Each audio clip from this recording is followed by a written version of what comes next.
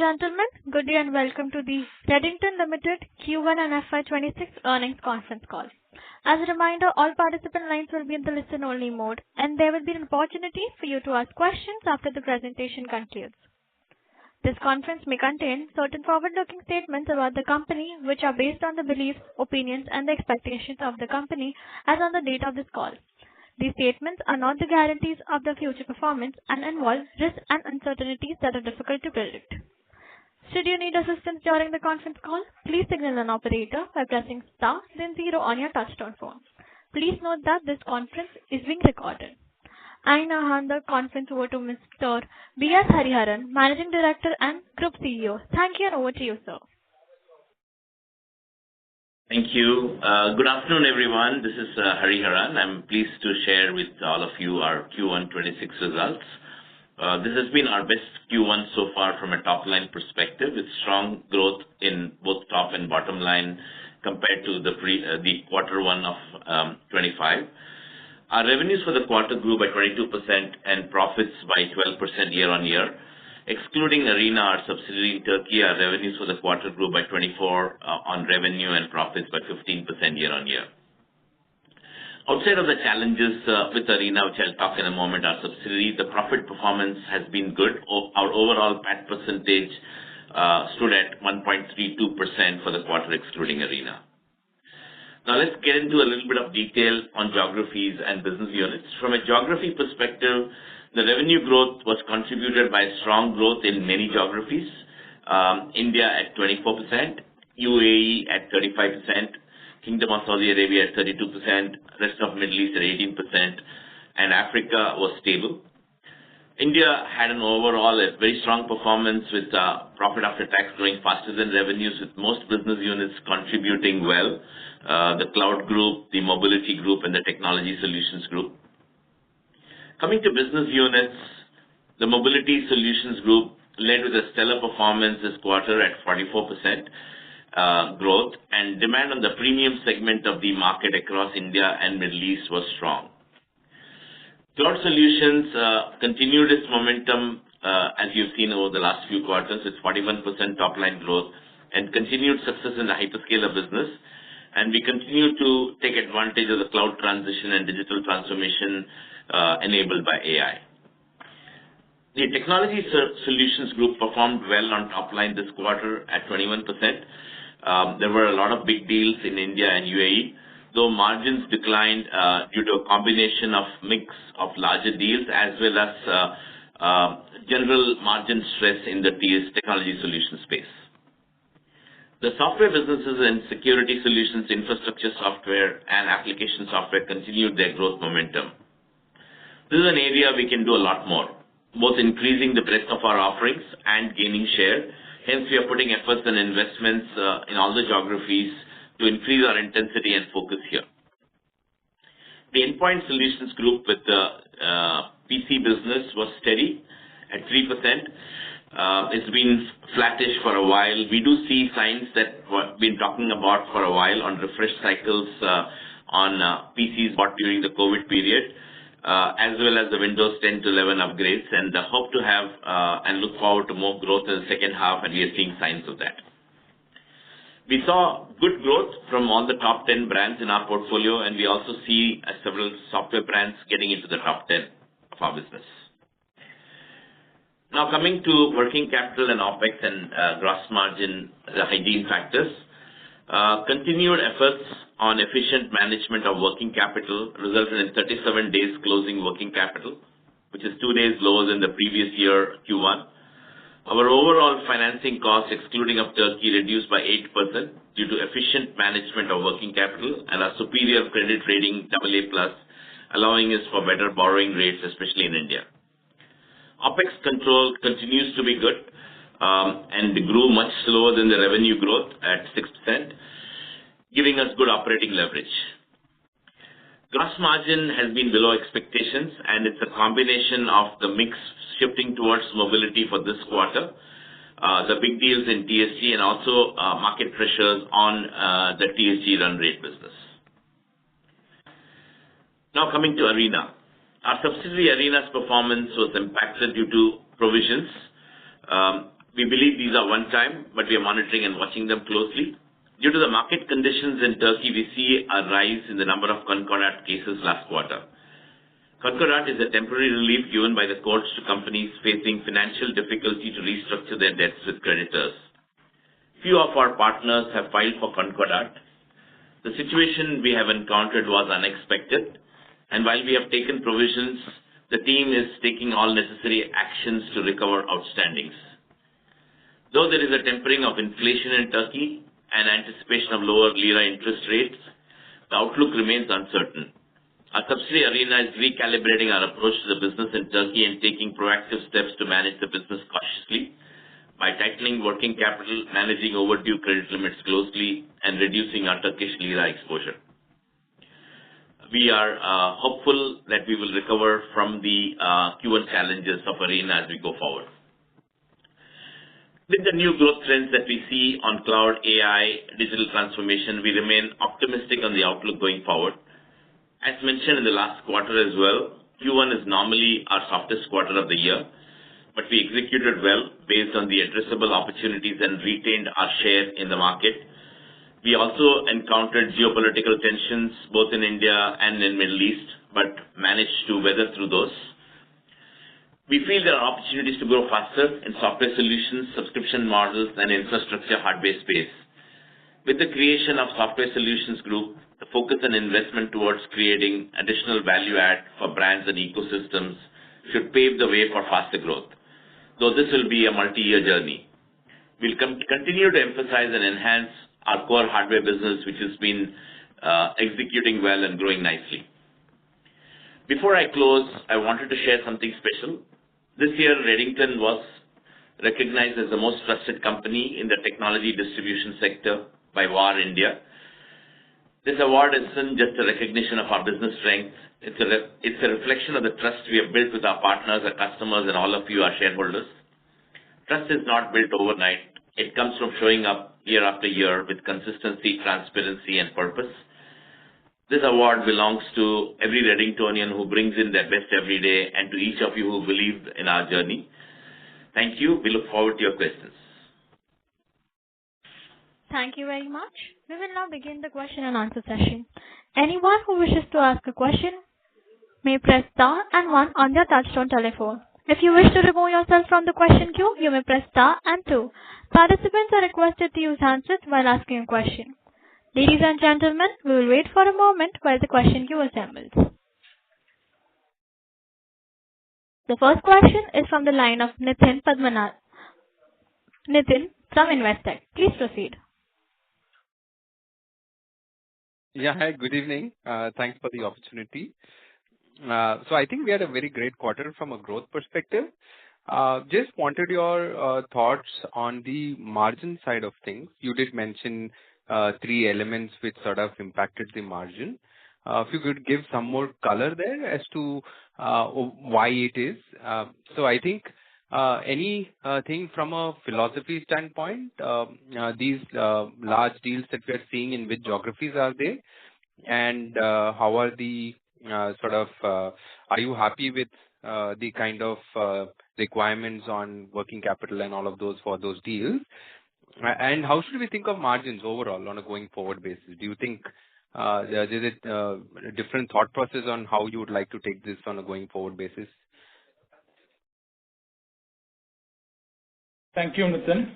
See, on the margins, if you see between Q1 of last year to Q1 of this year, there is about 60 bips of drop, which was about 5.7%. Now it's about 5.1%. Giving you a broad split of what is this drop on account of, about 10 bips relate to the paynet divestment, because this was there as part of our results last year. Second, in Arena, like what Hari mentioned, there had been still the economy as well as the industry is going through stress. There is about some 10 bips of drop on account of Arena on top of the paynet. The balance, which is about between 35 to 40 bips, is primarily on account of TSG business. That's where the large deals, it actually comes into play. we have discussed that before, where while either the gross margin could be low or the working capital could be beneficial, we have to make some compromise, these being large deals. We only ensure that our return on capital employed is that requirement is met. So those are taken care, but large deals do come at lower margins. Second, even otherwise, there are some stress in terms of margin because of higher competition in the marketplace, and also vendors are not in a position to offer higher margin in the TSG space. So these are the main reasons why in TSG the drop in margin is observed. But otherwise, this is a breakup overall in terms of the year-on-year gross margin drop. Outlook, if I need to give you in the same form, the PayNet is something that is permanent. But Arena, we feel it could get recouped. It will take some time, but we are confident we will bring it back. In the case of TSG, that also links to your other point. We think the large deals doesn't seem to be a one-off. It's going to continue for some time, and we need to play this in order to make sure that our revenue growth is in place, our market share, and also the vendor share is in place. So we feel on the large deals, if there are significantly higher large deals, we will start tracking it separately, and also we will see how it can get shared. But outside of it, the rest of the TSG margins, which is an account of the market pressure, we think it is going to take some time. That's not going to come up that fast. Having said that, overall, at an operating profit and the PAT level, the point which Hari mentioned, I think we have ensured vis-a-vis the Q1 that we have had in the past years, we are broadly in line, and that had come on account of the OPEX optimization as well as the working capital control, which has resulted in lower interest cost. We think this management of working capital and OPEX is going to help us from a profitability perspective, but this is the guidance on the gross margin. And Nitin, just to add one more point on a question that you asked, these deals are happening both in India and in UAE. We don't have a practice of calling out specific deals, but we see an increased number of deals both for data centers as well as the AI space, and clearly we are only seeing more of these, and we want to take our fair share as long as we are able to get our return on capital employed with the lower margins. And one another point, Nitin, that you asked, do we have sufficient working capital for large deals? As we speak now, we think we have. See, end of June, our gross debt to equity was 0.36 times. Net debt to equity is about 0.23 times. So, do we have enough capital in terms of addressing some of the large deals? Yes, but it all depends on the size of the deals. We think the size of the deals also could go up. If there are requirements at an appropriate time, we will come back and talk to the street. But right now we are quite okay. Got it. I just have a follow-up, if I may. So I think this quarter we also had a reversal of provisions that added some 57 bips on a sequential basis. So which means that the margin drop was actually higher. Now the question is that these deals, and it looks like the bigger margin drop obviously is in the overseas segment. So the overseas deals are what have actually dragged the margins more. Now those deals, are they government contracts? Are they private? So in terms of the working capital days there, how comfortable are they? Is it longer than our normal averages? I don't see it in the working capital as of now. It seems to be okay, but broadly, how is it? So you could just give some thought process and some guardrails that you generally have around it.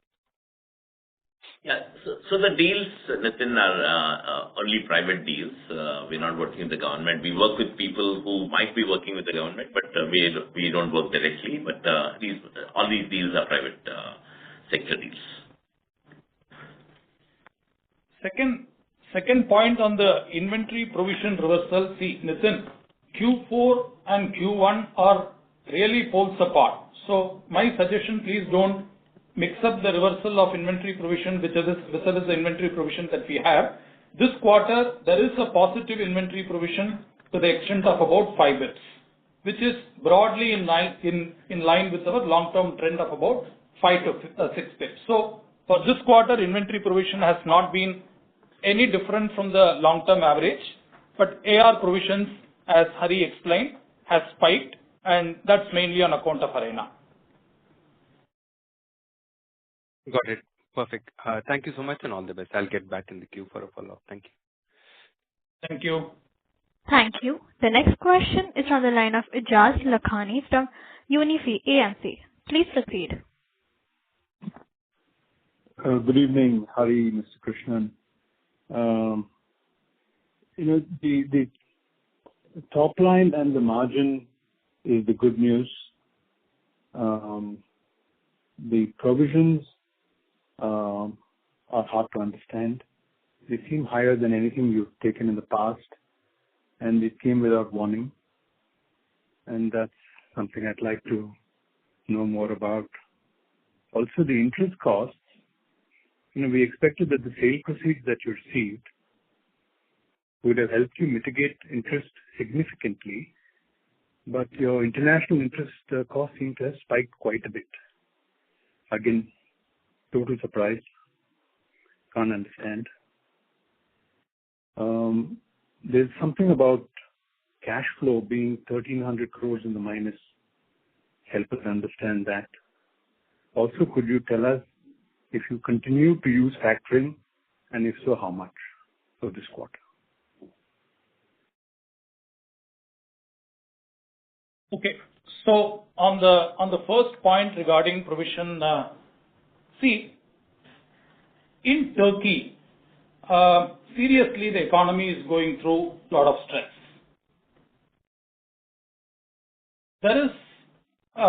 There are applications, increased applications that are made by companies for Concall debt. Concall debt is like debt restructuring. This is pre-bankruptcy. Okay. So I'm just going to specify the number of companies that have applied for Concall debt. In the last 7 years, the average has been between 1,500 to 2,000 companies, last 5 years. Every month, starting from Jan 504, February 365, March 414, April 444, May 508, June 541. So consistently you can see about 500 companies applying for Concall debt in Turkey every month, vis-a-vis about 1,500 to 2,000 companies a year. So, I'm just giving you a perspective how the economy is moving, and we are part of the ecosystem. So, what we had seen in our business, there are some customers who have applied for Concall debt in the current quarter. So, all this, maybe we could have given you a perspective last time, but all these are happening as we speak now. Also, it's something that we are keeping ourselves abreast, and we are also putting some actions. So this called for some actions at our end. We felt after review of all our pending ARs and what has got delayed, there is a need for creating an extra provision. So we had accordingly done about $8+ million of provision in Arena, which we think is one time, and we should be able to manage as we speak now the rest of the ARs that need to get collected. But is this a surprise? It's a surprise even for us. But since the market is tough, we need to take a considered view. We think we have taken a proactive view in terms of identifying this case and have dealt with in the books. Second is the interest cost. Interest cost per se in the balance sheet has gone up by 14%, and that's only the interest. So if you consider the factoring and interest together, for your other question, do we do factoring? Yes. The quantum has come down, but we still do factoring. Overall, for last year, factoring plus interest together, it was at 148 crores, which is now in the current quarter is down to 122 crores. So, has that come down? It has come down. It has come down by 18%. But is this what we expected? No, we thought it will come down even further for the reasons that you had explained. Within this, if you take only Arena's last year factoring plus interest was 90 crores, which is down to 69 crores. So even in Arena, there is a drop of factoring and interest cost in the current quarter year on year. But I'll tell you there were a couple of factors which has resulted in this not being even more significant. This was the expectation. So the first point is the payment money, it came in US dollar.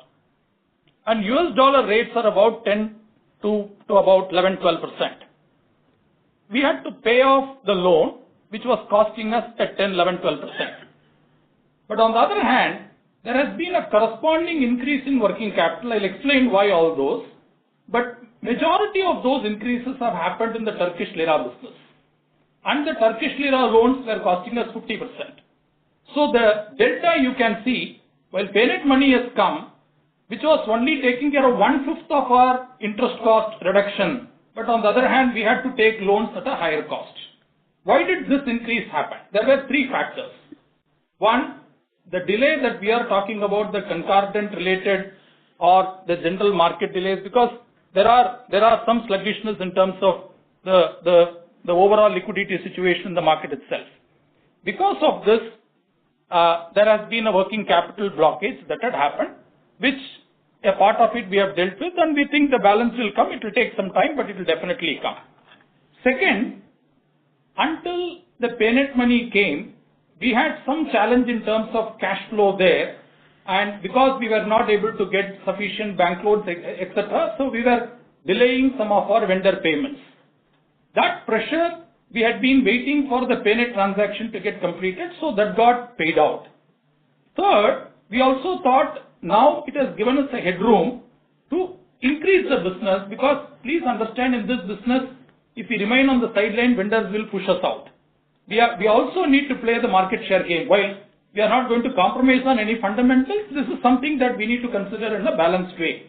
So there has also been some build-up on account of inventory. So all this have resulted in extra working capital and extra debt and also extra interest cost. While I did say interest on a year-on-year basis had come down, but it could have come down even more faster had we not increased our working capital. But this is where we are.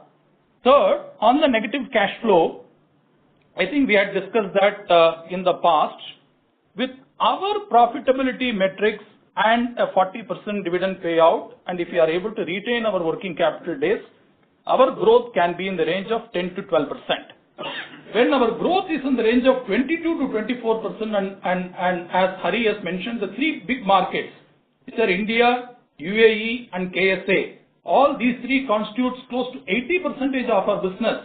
Our growth rates are north of 20%. In USA and the KSA, it was north of 30%. When we are growing at that pace, definitely there will be capital requirement. We will not have free cash flow, which is what we have seen the case in Q1. But we think it is more to do with the growth, and we are quite comfortable with that. Sorry, I'm not sure I've answered. It was a long answer. If there are further queries, please tell me, sir. On the subject of the provision, on earlier occasions, you've clarified that you have an insurance. I'm not sure if that's limited to India business or also covers your global business. Could you help us understand if this is covered by insurance? Okay. My answer at that point in time would have been for other markets. For example, in India and in MEA, our AR is majorly covered, but that's not the case in every other market. For example, in Turkey, in Africa, in few other countries, insurance, either you don't get insurance or you get far less insurance. So in this case, is there an insurance? There is an insurance, but the coverage has been quite small. Okay. So, given what you've told us about the need to, if you operate in Turkey, you need to be a serious player. To retain market share is important. But then given the risks and the costs and the factoring costs and the interest costs and the never-ending provision costs. It's been several quarters of this. When will you evaluate whether you need to be in Turkey? You have many markets in which you're doing well. Why would you destroy all the good work by continuing to break your head on a market that doesn't reward you? Fair question, Aegis. This is Hariharan, and we've spoken about this before. It is challenging to get into a market, but again, not very easy, but we can exit markets easily. So as we speak, we are recalibrating our strategy in Turkey. So over the next few months, we are going to see what is the best way for us to do business and continue in Turkey. So it is being done. So there is a strategy discussion that's happening with our subsidiary as well as with the board. We will keep you updated as we progress on this, but it's a fair question. For other shareholders, you must understand that maybe we are able to be a little more dispassionate because there is some distance between the business and us. But when you have recurring troubles in a market and you're actually increasing exposure, putting good money that you receive from the sale of your subsidiary into increasing business that's resulting in increasing provisions, it's very, very frustrating, sir. And it's disappointing that management has to be told this by a shareholder. No, we definitely take your point, and I don't think we feel the same frustration. Believe me, we are as objective and dispassionate because we want to owe this to the shareholders and we are working for you. So clearly, we understand as much on this and as frustrated because we were seeing light at the end of the tunnel and we were expecting a good profit turnaround with the PayNet divestment and using that money to focus on the cleaner business. That was clearly our strategy going into this year. But we are also equally frustrated, and we want to make sure that you understand that we are clear that we want to do good business and make sure that we have a good return on investment. So we are very clear about that. So just one add-on point. I think it's important to understand the facts here. I don't want you to think we have allocated more capital just to increase our business. Maybe I had not conveyed that correctly. A part of the money is struck because of delay in collections, which is a regular part of the business. There is no increased allocation, but there is some money that is struck and which we had seen in other places also in the past. So that's not something, this is a business risk and that's a conscious risk that we need to take and move on. So that's an environmental situation that we are faced with, and we are confident we will handle it in the best possible manner. Second, I had also said there had been a lot of delays to the vendors in terms of payment. Those are obligations. It's not an increased allocation. At some stage, we had to end up in paying. We were holding on. We were stretching it, and that once we got the money, that had to get the thing paid. The third one, where I said we have increased the, we were trying to buy more to make sure that our market share is maintained. Maybe that's where there can be a judgmental view. But I just thought I need to make it clear. And if I still need to give you roughly, the proportion, it could be 1/3, 1/3, 1/3. So we are only talking about 1/3 where there is a judgment involved. Noted, sir. Beyond a point, we don't have enough understanding and visibility of the day-to-day you're dealing with or the issues that you deal with. We respect what you're going through, but it's important in the spirit of the award that Hari talked about in his opening remarks. The shareholder trust is also contingent upon a realistic assessment of exit, not just entering businesses. And it's been a long wait. There's been fantastic progress in India and in your Middle East businesses. Your Saudi and UAE are doing terrific P&L and growth. But for some reason, you all have taken unnecessary time to resolve something that should have been done. That's our view. may agree, not agree, but that's our view, and I think we thought we should share it. No, we don't disagree with it, Sharad. So we will definitely give it our best in terms of viewing our long-term strategy in Turkey. We are also not running away from being objective and dispassionate about it. You can be rest assured. Thank you. So I have one follow-up. Sir, you mentioned that 500 companies continue to, come in the debt bankruptcy. So what gives you the comfort that the, one-time 8 billion provisioning may not repeat in the subsequent quarter? And could you just call out that the credit insurance that you have, how much do you expect to collect out of that 8 million from this credit insurance? Okay. Our insurance provision is net of whatever we expect to collect from the credit insurance agents. For your first question, how comfortable we are, as we speak now, it's an assessment that we need to take. In our assessment, I think this is good enough. But as you know, these are evolving situations. You need to have trust on us, and we also have trust on the team. But we are at it. That's what I can tell you. This is something. It's not the first time that we had seen at all. We have seen it in various places in various times, and each situation is different. But somehow, in our assessment, an 8 million is good enough to handle this case. Noted. And so, could you please call out the specific factoring cost for the quarter? It's about 45 crores. Sorry. It's about 31 crores. This is 68 crores in Q1 last year. Okay, sir. Thank you. Thank you. Thank you. Before we take the next question, we would like to remind participants that you may press star and 1 to ask a question.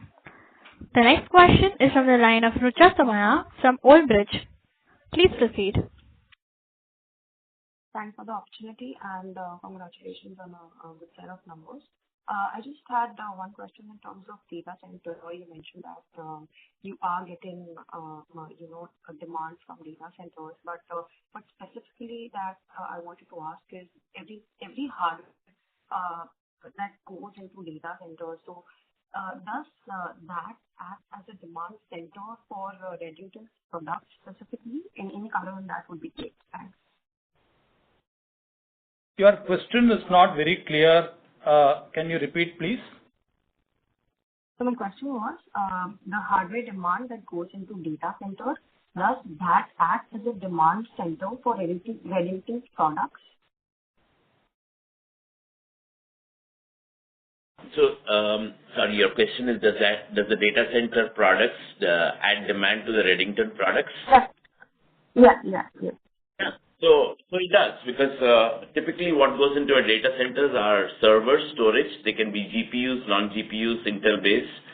And we work with a variety of brands, both international and local, to fulfill these. So definitely the IT products that go into a data center is something that we work with and been working with for a long time. All right. Okay. Sure. Thank you. That's it.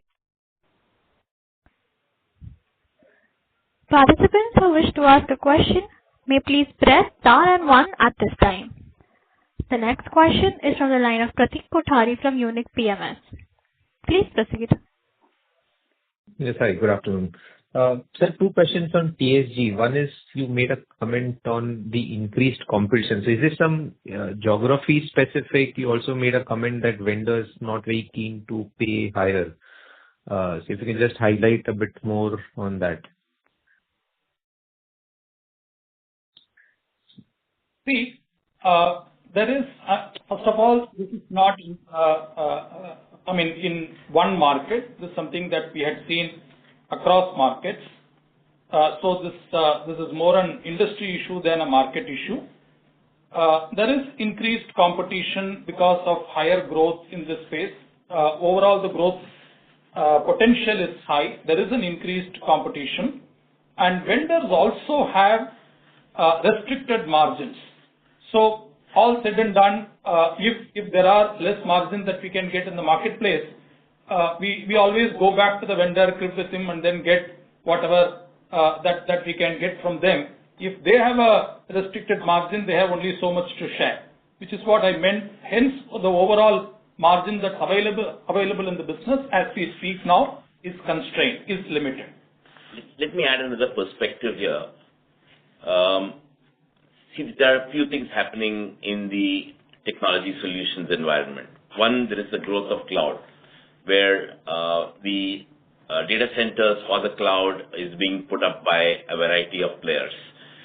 The on-prem products are being played both by global players like HP Enterprise, Dell, Lenovo, etc. And then there are local players that are evolving, which are working on both GPU as well as non-GPU servers.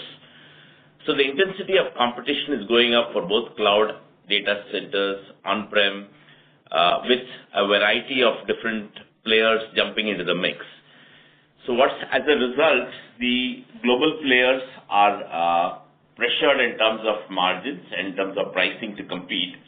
And obviously, they're trying to either play the game by going direct or by trying to work with distribution and channel partners with lower margins. And clearly, the demand is outstripping and the growth year on year is fantastic if you add data centers and on-prem servers that are being consumed. And with all the cloud, all kinds of cloud, but the competitiveness has significantly increased. Fair enough. And sir, in this large deals which we called out, we said the margins are lower, but so are working capital. So the overall ROC still gets met there? See, I won't say ROC will get met. If that's the case, it's an easy choice that we need to make. There could be some compromise, but we have some threshold ROC which we don't want to breach unless it is too important or strategic. That we keep in mind. But see, these are not transactions which will come at regular commercials. That's what's wrong. Correct. And you called out this 60 basis points dip in gross margins, and so out of this, it seems only Arena is something which can kind of mean revert based on what your actions that you guys take.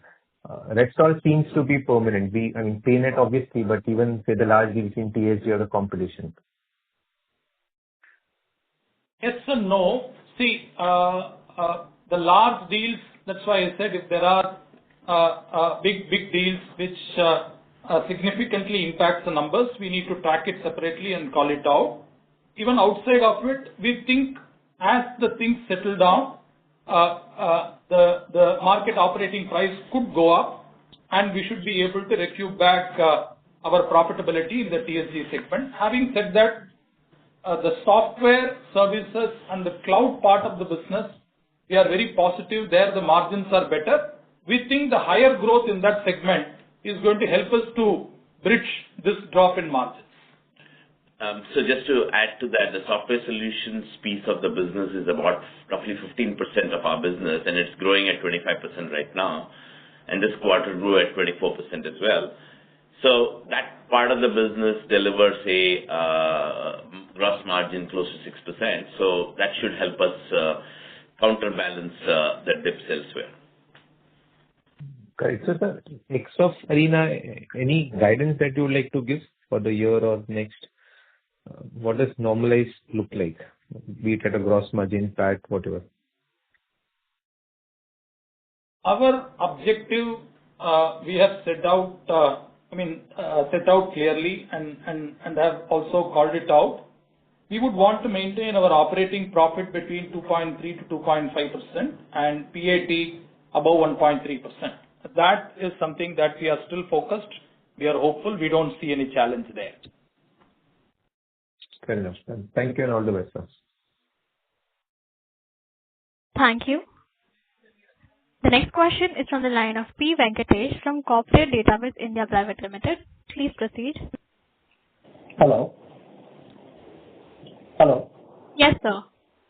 Yeah. I just wanted to understand.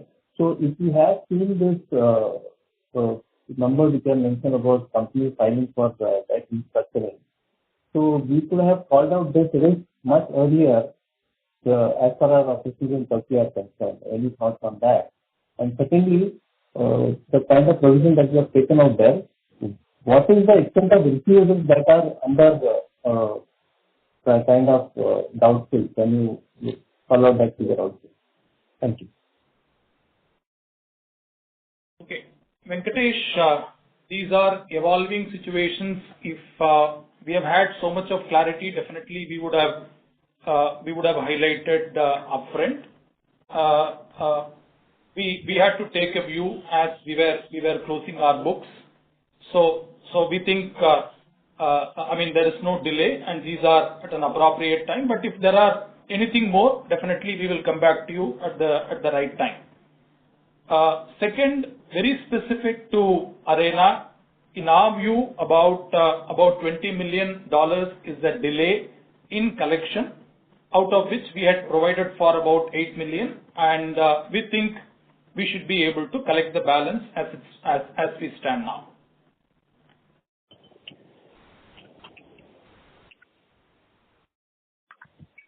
Thank you.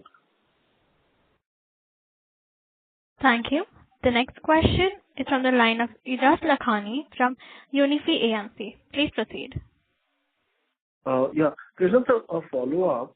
I'm still trying to understand the call-out of the ability to maintain that EBITDA aspirational margin of 2.3%.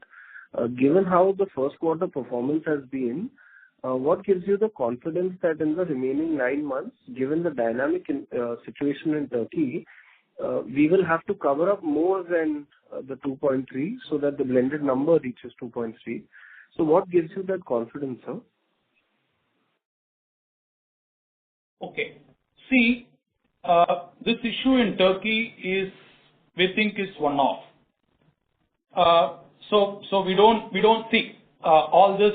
We have to make an assessment at this point in time. Second, in the earnings deck, you would have seen one slide where we had given for a longer period how have been our Q1 operating profit and PAT percentage. Because I see a confusion, that's why some of the concerns are coming up. There is a comparison between Q4, or there is a comparison with a full year number versus Q1, which cannot be the case. Our Q1 has always been the lowest quarter in terms of revenue, lowest quarter in terms of profitability. So you can see in this slide the trend in terms of operating profit. I'm removing the 3 years of COVID period because those are exceptional. We don't want to reckon. So the operating profit average pre and post is about 2.06%, and we are at 2.09%, better than that. The PAT percentage is 1.16%, pre and post, and we are at about 1.32%. So, have we done better, like what Hari said? Definitely we are. Maybe if the AR issue in Arena has not happened, it would have very clearly come off. See, look at it this way, Aegis. Our AR provision is about 0.39% this quarter. Normally, it's about 10 bps. Let's assume it is 10 bps. We are now talking about a 29, which is close to 0.3% dip in profitability only on account of AR, which at the PAT level could be about, say about 22, 23 bps. A 22, 23 bps impact is built in the numbers that you are seeing. So, I don't think you need to be worried. We are definitely not worried. We are confident in terms of what we had said. Understood. Sir, my next question is for Hari sir. So you had mentioned that you have now created a software solutions group. So firstly, I wanted to understand that the hyperscaler, the pure SaaS, the software as a service, as well as security is a part that encompasses this software solution group. Is that understanding correct? Absolutely right. Those are the three groupings. So security, software as a, and even within SaaS is infrastructure SaaS and application SaaS. And cloud was separately, the hyperscaler piece was separately in CSG. But now all three of them will be together in Software Solutions Group, and you will start seeing some of those in the coming quarters. Noted. And sir, given that this is the highest growing piece for us, could you specifically give some color on what are the gross margins and EBITDA margins that we have in this specific vertical? So as I said earlier, we are tracking between 5.5 and 6 and closer to 6 on the gross margins on these categories. Obviously, we have a lot of work to do. I think we focused very well in the last 4-5 years on the hyperscaler piece, going beyond just resell, going into consumption of workloads and professional services around it. You get to appropriate when you do professional services, even higher gross margin, even though it's a smaller percentage of the business. So as we focus and double down on security and SaaS, there is an opportunity to maintain those kind of gross margins, but there's potential to add services around it. There's also potential to bring in more brands and get more share. So there is more growth and more gross margin that can be appropriated. We are building a plan. It's not going to happen overnight. It's a multi-year journey. We started the journey. We are making investments there. So the gross margins you can expect in that business is between 5.7 and 6 kind of gross margins. Understood. And sir, in the start you mentioned that the TSG run rate business is seeing some sort of a challenge. So when you're calling out the run rate business, what does it really encompass? So the run rate business is really channel business that we work closely with global vendors. And these are deals that we work closely with them, which they strike the deals and we fulfill them. And it's an ongoing channel business with their Tier A, Tier B partners that Hewlett-Packard Enterprise, Dell, and these kinds of brands, and Lenovo, these kinds of brands have. And we work closely with them to fulfill the deals that they work with customers and with us. Understood. And so finally, what is the blended interest cost that we are paying on Concall debt today, sir? When you say blended interest cost, you want absolute amount? No, sir. The percentage, like, is it 7.5, 8? No. That varies by market. It's too difficult to put one percentage. Arena we discussed, right? Right. So in the rest of the markets, maybe I should say it varies between 6 to 7.5%. Understood, sir. Okay, sir. Thank you much. Thank you. The next question is from the line of Sahil Doshi from ThinkWise. Please proceed. Hi, sir. Thank you for the opportunity. My question pertains to that, this quarter we've seen a positive delta in terms of the MSG share, but consequently we haven't seen a similar follow-through in working capital in terms of benefit coming through. So could you talk a little on this, and also could you quantify the impact of the increased MSG share on the gross margin? Okay. See, the benefit of stability, growth definitely seen in working capital. Outside of mobility, there is an increase in across the board. That's something that we see in the marketplace. It's just not in the case of Redington. Even with other competition, the credit days in the market are more.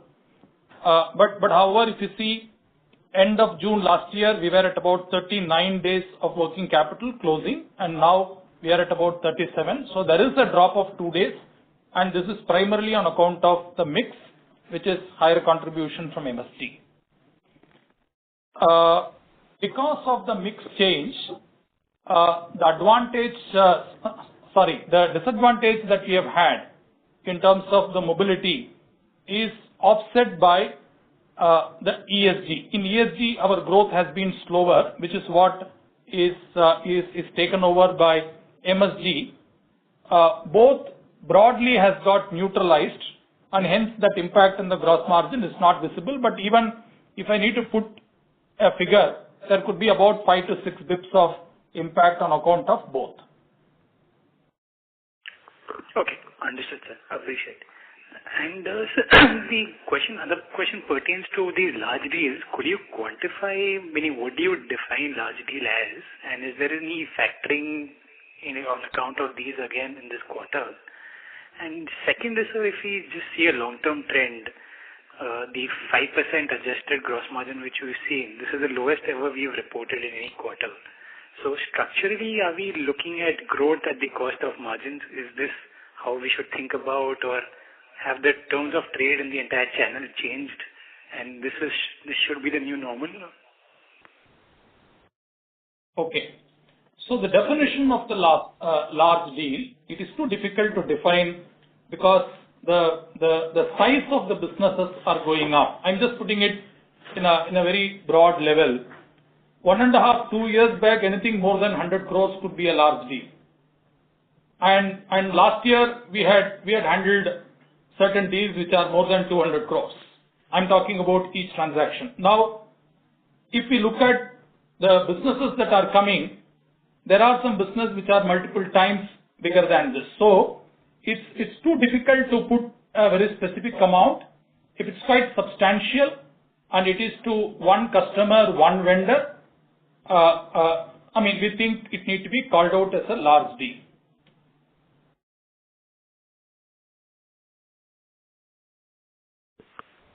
Okay.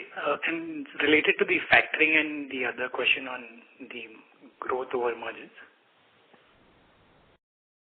Sorry, which one? The factoring. Yes.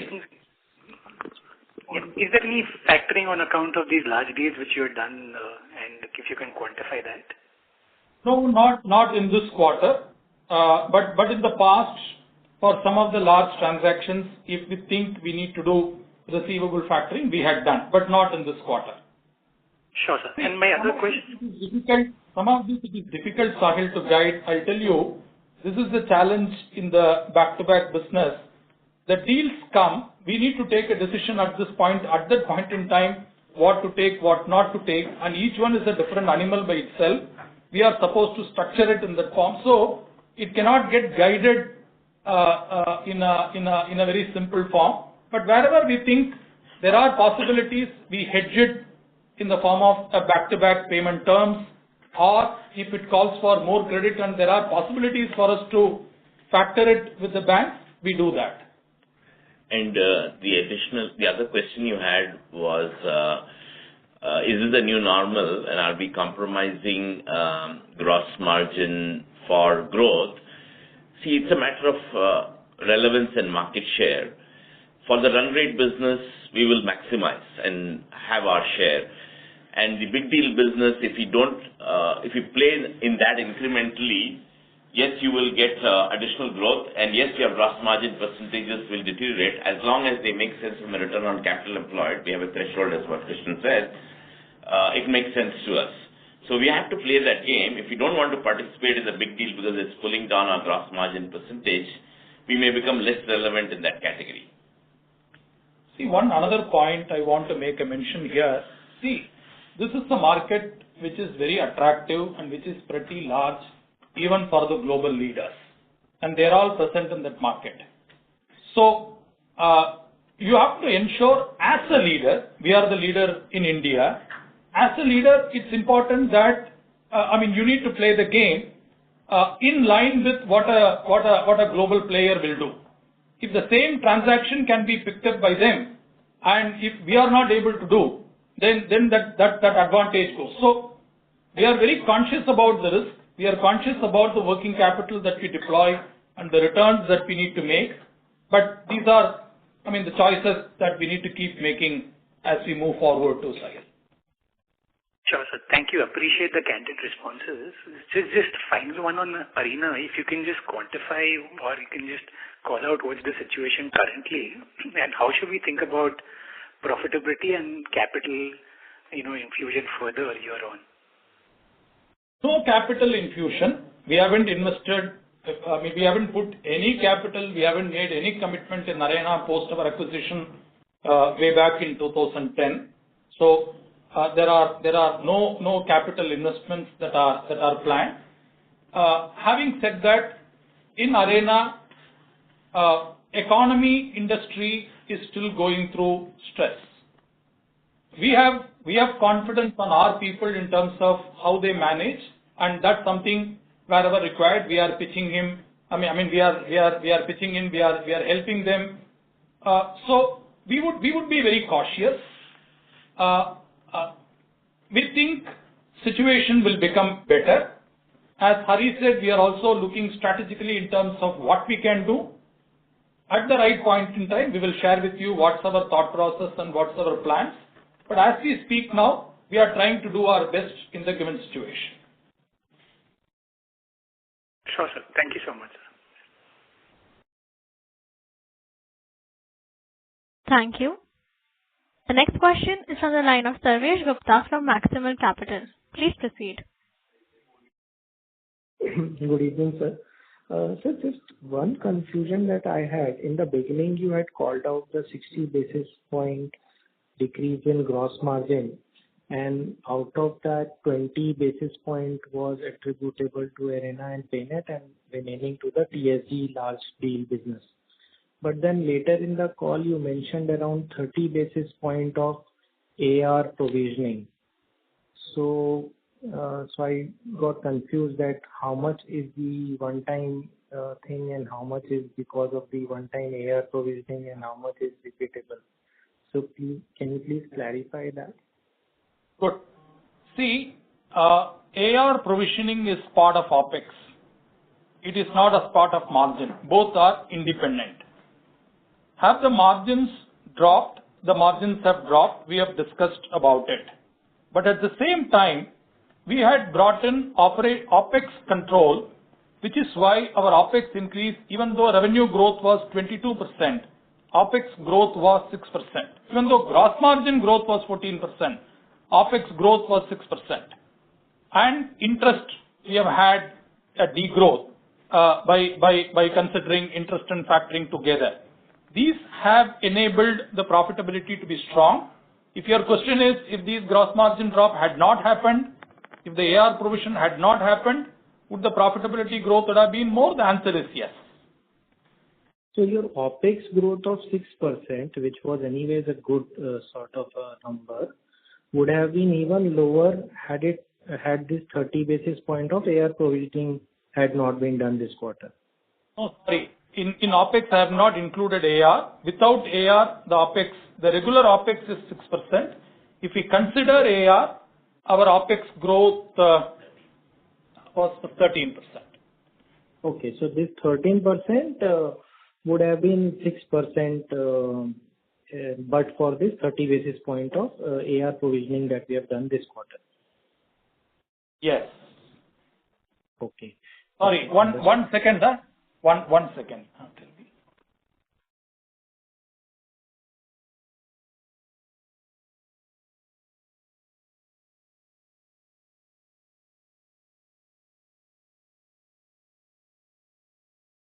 Yeah, if you add up AR, including AR, the growth is 19%, not 13%. Sorry. Okay, so OPEX plus AR YOY is 19%. Only OPEX is 6%.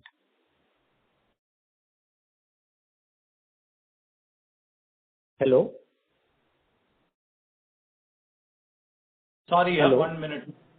One minute. We are just taking the figures. Just give us 1 minute.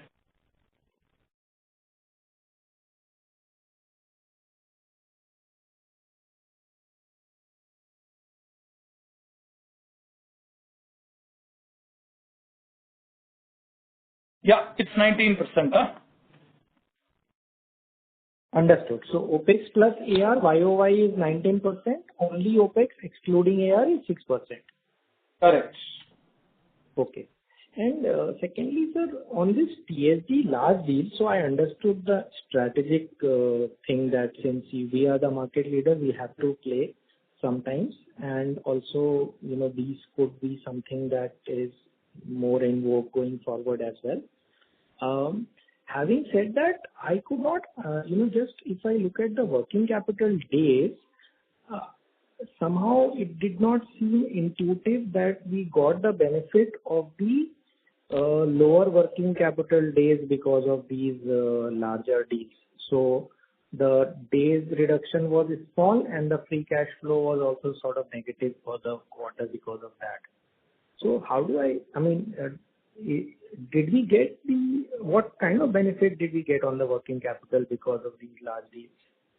Not significant this quarter. It wasn't significant this time. But let's say on a normal basis, are those significant, like because we take a hit on our margins? It depends on each deal. That's why I said normally there could be a compromise either on the margin or on the working capital. But sometimes that may not be significantly felt. But working capital reduction wasn't quite significant. It was only 2 days overall.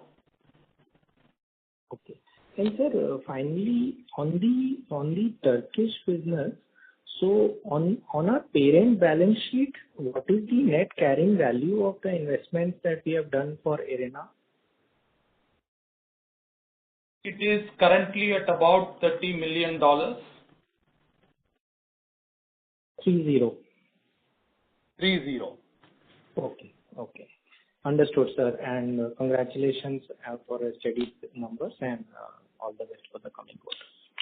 Just on that question, I think it's important also for me to tell you, Arena is a listed company and Arena's market cap, I don't know today, it ranges between $85 to $90 million.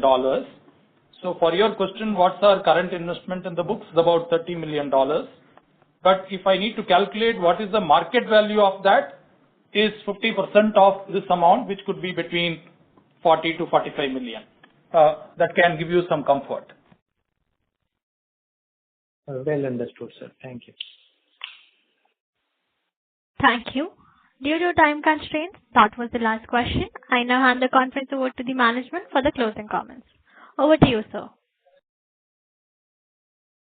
Thank you so much for all the questions. I know because of the gross margin declines as well as the challenges we've had in Arena, our subsidiary, there were a lot of questions. We feel very strong the way we've executed the quarter in all the geographies outside of Arena. We are confident as we go forward in Q2. We do see the NPIs in mobility as well as the technology solutions and the software solutions business building out a decent quarter for us, and look forward to sharing that with you in 3 months. Thank you. Thank you. On behalf of Redington Limited, that concludes this conference. Thank you for joining us, and you may now disconnect your line. If you found this video helpful, please like, share and subscribe for latest upcoming videos.